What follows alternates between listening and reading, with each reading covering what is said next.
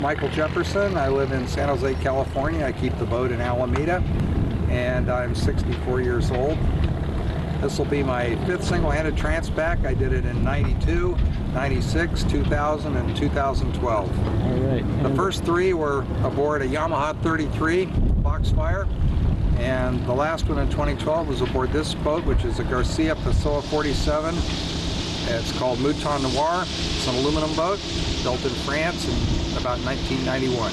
Okay, and how long have you been sailing altogether? I started sailing in 1976. I bought my first boat and taught myself to sail on a Santana 21 in the Channel Islands area, Santa Barbara. Okay, and what was the thing that piqued your interest in the single-handed transpac? I first heard about it when it first started, I think, and I was in grad school, and it just appealed to my sense of kind of adventurous masochism. And it's one of the very few things you can do in the world which you know absolutely with 100% confidence you've done yourself. No matter how much help you get preparing a boat to go to Hawaii or anywhere else for that matter, in the final analysis you have to go out and sail the boat in the ocean. And whatever breaks, you have to deal with it, fix it, get along without it, whatever. It's one of the last, in our modern society, it's harder and harder to have a true adventure. And single-handed sailing is one of the last really great adventures. And it also has a lot of historical and it has a lot of legs, you know, from a standpoint of the history of the sport. If you read about the people who started sailing and you look at their boats, I've seen Robin Knox Johnson's Suhaili, and I've seen the James Caird, in which Shackleton did the amazing voyage, you know, from Antarctica to Elephant Island. And there is a very long tradition of extreme ocean sailing, and this is what we're doing here isn't really extreme, but it is serious, and you have to take it seriously. It's a big thing, and it's not all too uncommon in life that we can do something that's really big, that we know we've done ourselves. I mean, there's plenty of difficult things in life. Sometimes just getting out of bed's difficult.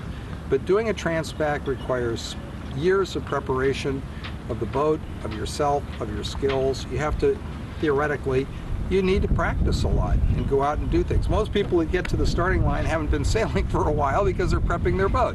But most of them are also very experienced at handling boats in rough water, and at least the ones that sail from this area.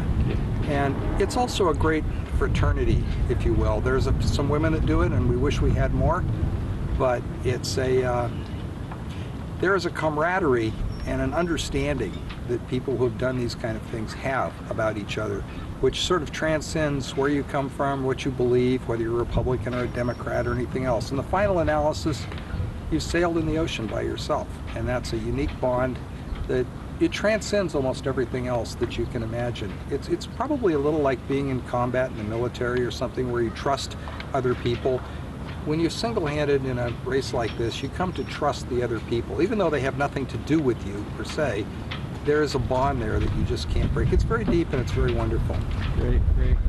And any specific mods you've done to this boat to make it more seaworthy or more friendly for your single-handing?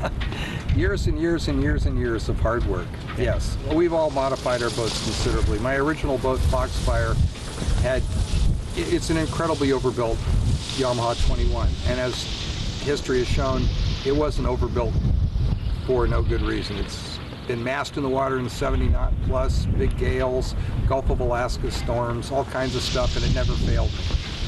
This boat has a long history of sailing in the ocean, some with me and some with its previous owner, and it's not a race boat. I mean, let's be reasonable. This is a heavy expedition cruiser designed to go to the Antarctic, and maybe someday we'll get there.